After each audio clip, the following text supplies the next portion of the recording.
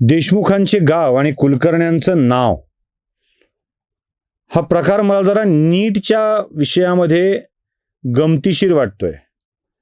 देशमुखांशी भांडण संपलं असा व्हिडिओ केल्यानंतर लगेच या विषयाला हात घालतोय. त्याचं कारण आहे, देशमुखांशी भांडण संपलं ते भाजपवाल्यांचं. देशमुखांनी अजून आम्हाला आपलं संपलं असं म्हटलेलं नाही आहे. त्यामुळं काही गोष्टी ज्या आपल्या नजरेत येतात ना, त्या सांगायलाच पाहिजेत आणि ते सांगण्यासाठी चालू आहे. सगळ्यात पहिल्यांदा लातूरमधल्या एका शिक्षकाचा देशमुखाशी असलेल्या संबंधाला अधोरेखित करणारा एक व्हिडिओ मी तुम्हाला दाखवतोय. जरा तो व्हिडिओ नीट बघा. भैया मी एवढं तुम्हाला सांगू इच्छितो, आम्ही तर देशमुख परिवार नावाचं कुंकू लावले भैया. आणि आम्ही तर एवढं मी सांगू इच्छितोय, कारण आम्ही असे नाहीत की एकाच कुंकू लावून एका संघ, नाही, अजिबात नाही. पुढचे 7 जन्म आम्ही आपलंच कुंकू लावलंय, एवढं मी सांगू इच्छितो. पाहिलं, हा शिक्षक एक क्लासवाला आहे. आमचा गाववाला पण आहे, म्हणजे गाववाला आहे, क्लासवाला आहे. आणि हा क्लास घेणारा, म्हणजे क्लास आणि गाव, म्हणजे गाव आणि क्लास या शब्दातला ग आणि अर्धा ल जोडू नका. म्हणजे गाववाला आहे, क्लासवाला आहे, ग्लासवाला नाही आहे. तर याच्या वाक्यात फार छान आहे. तो म्हणतोय की आमच्या कपाळावर कायम देशमुखाचं कुंकू लावलेलं आहे. कायम आम्ही देशमुखांचं कुंकू लावलेलं आहे. आम्ही असे नाही आहोत की वारंवार कुंकू बदलत येऊ. त्या व्हिडिओत एक गंमत आहे, ती तुम्हाला दिसेल. जेव्हा ह्या कुंकवाची गोष्टी करतो तेव्हा एक माणूस वा वा क्या बात है म्हणत असतो. तो बाजूला बसलेला आहे देशमुखांच्या. तो माणूस म्हणजे लातूरचे माजी खासदार सुधाकर श्रंगारे. यांनी नेमकं आपल्या कपाळावरचं भाजपचं कुंकू पुसून देशमुखांचं कुंकू लावलं होतं.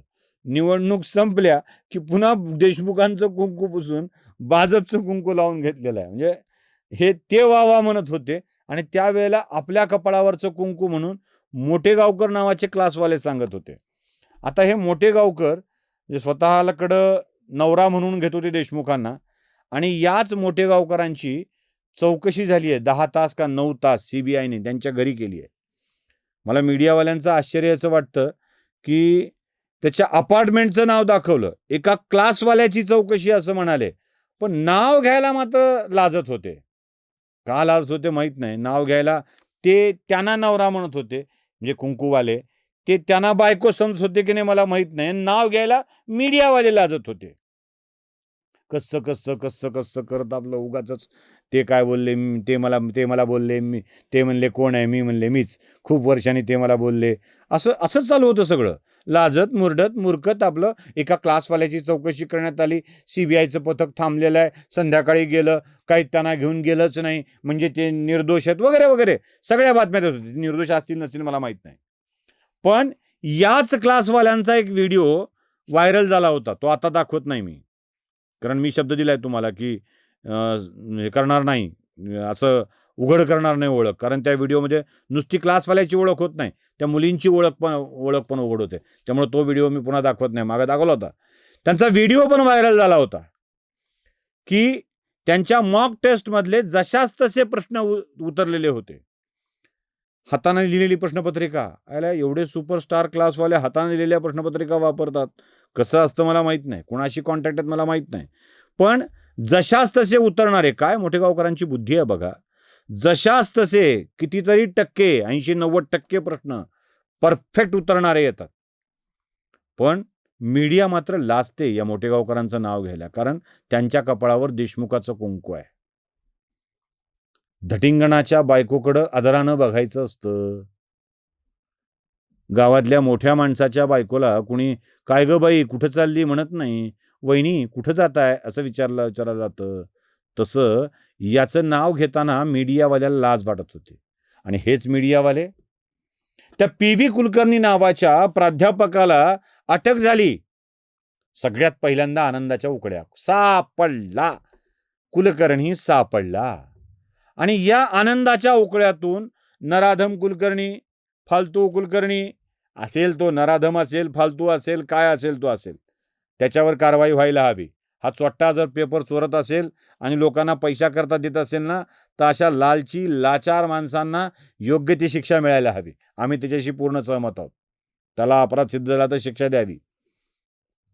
पण 4 वर्षापूर्वी ज्या माणसाने दयानंद महाविद्यालयाच्या नोकरीतून निवृत्ती घेतली आहे, म्हणजे हा कुलकर्णी नावाचा प्राध्यापक दयानंद महाविद्यालयामध्ये कामाला होता असं वारंवार सांगून ती अख्खी बिल्डिंग दाखवायची, त्याच्या पार बदनामीचा विस्फोट करून टाकायचा. का? दयानंद महाविद्यालय मारवाड्यांचं आहे. शाहूचा गवगवा, दयानंदची बोंब. म्हणजे ज्या दयानंद महाविद्यालयाचा मागच्या 4 वर्षापासून या पी.व्ही. कुलकर्णीशी अर्थार्थी संबंध राहिलेला नाही, त्या महाविद्यालयाचं नाव घेऊन बदनामी करण्याचे उद्योग सुरू झाले. का? फक्त जातीयवाद. मग काही लोकांनी पोष्टी पाडायला सुरुवात केली, लग्नात बुंदी पडतात तशी. मास्तर कसे चांगले आहेत, मास्तर कसे हे आहेत, मास्तरला कसं अटकच झालं नाही, मास्तरची कशी चौकशीच झाली, या पोष्टी पडायला सुरुवात झाली. हो, एकेकाचं अर्थकारण, एकेकाच्या गोष्टी जरा नीट तपासून बघा. या पी.व्ही. कुलकर्णीच्या आर्थिक बाबी तपासून बघा, मोठेगावकरांच्या आर्थिक बाबी तपासून बघा, मग सगळ्या गोष्टी लक्षात येतील. लक्षात ठेवायचं, लातूर पॅटर्न नावाचा प्रकार या तथाकथित शिकवणीवाल्याने तयार केलेला नाही आहे. तो लातूरमधल्या ज्ञानी, गुणवंत, मेहनत घेऊ पाहणाऱ्या शिक्षकांनी प्रचंड मेहनत घेऊन उभा केलेला पॅटर्न आहे तो. आणि हे जे चाललंय ना, हे सगळं ढोंग, तो शब्द उचलून झूल पांघरून घेऊन वाघ असल्याचं दाखवण्याची, कुणास तरी कुंकू लावून फिरण्याची, हे कुंकू लावून फिरणंच लातूरकरांच्या अंगलट येत आहे. कारण या अशा लोकांना कपाळावर लावलेलं कुंकू देशमुखांनी लवकर पुसलं नाही ना, तर देशमुखांच्याही घरात हे लोन यायला वेळ लागणार नाही. एवढंच लक्षात ठेवा. नमस्कार. जागृतीचा विधान